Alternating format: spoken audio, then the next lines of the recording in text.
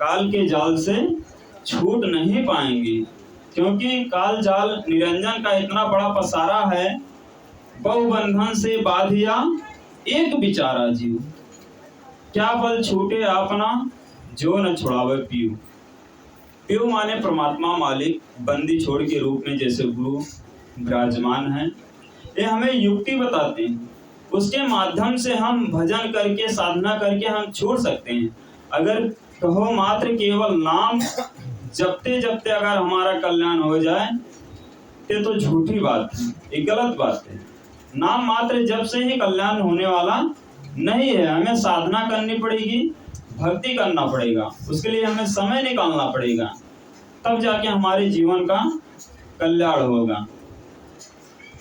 कबीर का ज्ञान ही ऐसा उच्च कोटि का कहा गया है सज्जनों, जो कि सबके समझ में आना बहुत ही मुश्किल हो जाता है। छीना मार्ग है साहेब का, सबके समझ में यह ज्ञान जल्दी नहीं आता है। कबीर का ज्ञान जस सिंहिन का क्षीर है, कनक पात्र में टिकत है और पात्र जाए चीर। साहेब का ज्ञान शेरनी के दूध के बराबर बताया गया है। जैसे शेरनी का दूध सोने जैसे पात्र में ही केवल टिक सकता है और पात्र को चीर जाता है, शब्द के माध्यम से बताया गया। सिंघनी का दूध केवल सोने के पात्र में ही टिक सकता है और पात्र जाए चीर। वैसे साहेब का जो ज्ञान है किसी किसी के यह समझ में आता है बंधुओं। साखी शब्द बहुत सुनते हैं लोग, सत्संग भी मिल जाते हैं, लेकिन अपने जीवन में सुधार नहीं ला पाते हैं, क्योंकि सबके हृदय में वह चीज नहीं बैठती है, वह हृदय में नहीं बैठती है। जब तक हम ध्यान पूर्वक संतों की वाणी को सुनेंगे नहीं, समझेंगे नहीं, अपने जीवन में लाएंगे नहीं, उसका मंथन नहीं करेंगे, तब तक हमारा सत्संग में जाना व्यर्थ है। क्योंकि अगर हम सत्संग में जा रहे हैं, अगर कुछ ना कुछ वहां से एक ही शब्द लेकर के जाइए, संत की एक ही वाणी लेकर के जाइए, तो एक ना एक दिन आपके जीवन में कुछ ना कुछ बदलाव अवश्य आएगा। आप में परिवर्तन जब तक नहीं आएगा तब तक आपका सत्संग सुनना व्यर्थ है। सत्संग सुनने से, जैसे विद्यालय में अगर बच्चा पढ़ने जाता है, तो अगर कुछ ना कुछ अगर उसके जीवन में जब तक बदलाव नहीं आ जाता है, अगर एक का बच्चा एक ही में रह गया तो उसके पढ़ाई पढ़ने से क्या महत्व है? कुछ महत्व है?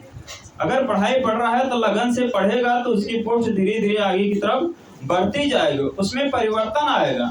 वैसे अगर हम संगत में जा रहे हैं, साधु संतों की संगत में जा रहे हैं, अगर हम ध्यान पूर्वक बैठकर वाणी को सुनेंगे, समझेंगे और अपने जीवन में उसे लाएंगे, तब जाके परिवर्तन होगा। हमें अपने ऊपर ध्यान देना चाहिए। हर सज्जन भाइयों को ये चाहिए कि हमें खुद के ऊपर फोकस करना चाहिए कि मैं क्या कर रहा हूँ। दूसरे के ऊपर अगर हम फोकस देंगे तो हम अपने जीवन में कुछ भी बदलाव नहीं लाएंगे। मैं क्या कर रहा हूँ, मेरा क्या लक्ष्य है, हमें खुद के ऊपर देखना चाहिए, अपने बारे में सोचना चाहिए कि मैं कहाँ तक हूँ। जब तक हम अपने आप को समझेंगे नहीं, तब तक हम दूसरे को समझाने में लगे हुए हैं। लेकिन खुद को जानो, खुद को समझो। सबसे पहले बुरा जो खोजन मैं चला, बुरा ना मिलिया कोई, जो दिल खोजा अपना मुझसे बुरा ना कोई। साहब कह रहे हैं पहले खुद को खोजो, आप कितने सच्चे हो।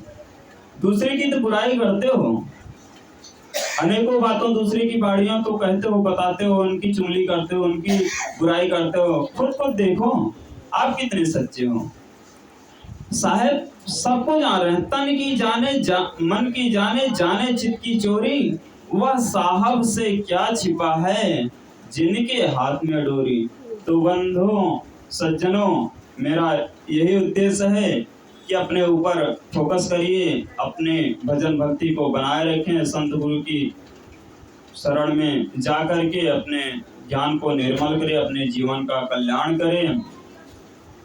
और आप सबका जो हमें प्यार मिला गुरु भाइयों का, उसके लिए कोट कोट बंदगी है। ऐसे हमें जीवन में हमारे दीवान साहेब का आगमन हुआ, हम धन्य हुए। कोट कोट बंदगी करते हुए सभी संतों को, सभी भक्तों को। हाँ, 5 मिनट हो। हाँ सज्जनों,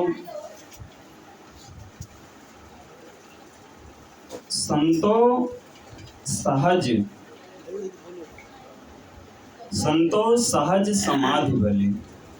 सहज समाधि का मतलब साहेब का जो ज्ञान, इतना सरल ज्ञान करके हमारे मदन साहेब, सदगुरु कबीर साहेब बाड़े में समझाने का प्रयास किए कि हर व्यक्ति, हर सज्जन भाई कबीर साहेब की भक्ति कर सकता है।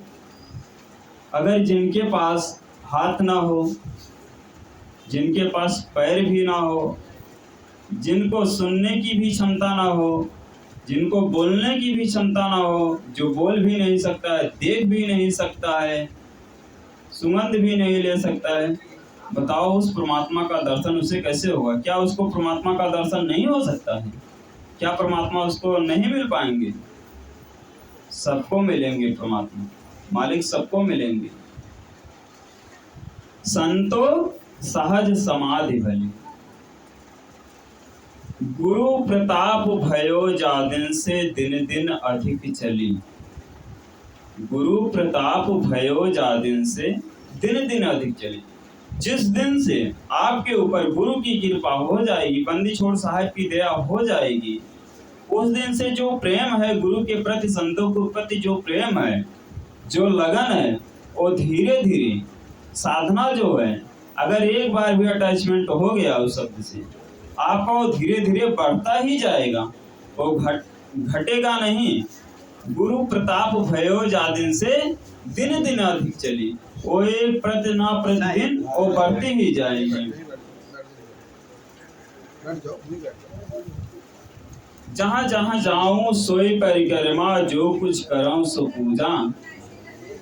जहाँ जाओ, जहाँ भी बैठो, इस भाव से बैठो कि पूजा हो जाए। जहाँ जहाँ जाऊं सोई परिक्रमा, जो कुछ करूं सो पूजा। कुछ भी हम कार्य को करते हैं लगन पूर्वक, प्रेम पूर्वक अगर कार्य को करते हैं, जैसे माताएं बहनें भोजन बनाते हैं, अगर ध्यान पूर्वक अगर भोजन को बनाते हैं, अगर लगन से बनाते हैं, तो वह भोजन महाप्रसाद बन जाता है। उसमें इतना अच्छा स्वाद मिल जाता है, वह महाप्रसाद हो जाता है। जो कुछ करो सो पूजा, जब सोऊं तब करूं दंडवत, भाव मिटाऊं दूजा। जब सोऊं तब करो दंडवत, भाव मिटाऊं दूजा। जब सोऊं तब करो दंडवत। साहेब का शुक्र मना करके जब भी हम बिस्तर पे जाते हैं, बंदगी करके ही बिस्तर पे लेटते हैं कि ऐ मालिक आज का दिन अच्छे से गुजारा और कल का दिन हमें बख्शना। जब सोऊं तब करो दंडवत, भाव मिटाऊं दूजा। हमारे अंदर किसी के प्रति कोई भेदभाव नहीं होना चाहिए, क्योंकि अगर हम अपने शरीर से, इस शरीर से किसी को पीड़ा पहुंचाते हैं, जैसे शरीर से पीड़ा पहुंचा दिए, मन से पीड़ा पहुंचा दिए, बाड़ी से पीड़ा पहुंचा दिए, तो भी हमें भोगना पड़ेगा। हम किसी को कटु वचन बोल देते हैं, जैसे वह व्यक्ति बहुत ही दुखित होता है। मीठा सबसे बोलिए, साहब कहते हैं ऐ भाई, ऐ सज्जन पुरुष, मीठा सबसे बोलिए, सुख उपजे चहुओर, बसी करण यह मंत्र है, तज दो वचन कठोर। वचन मीठा होना चाहिए, बाड़ी जो है वह मीठी होनी चाहिए, कटु वचन नहीं बोलना चाहिए। संत की पहचान है, सज्जन की पहचान है, किसी को भी कटु वचन नहीं बोलना चाहिए।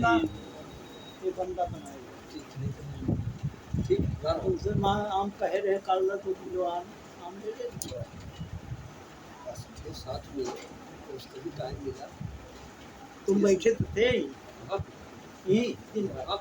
यहाँ नहीं मिलेगा।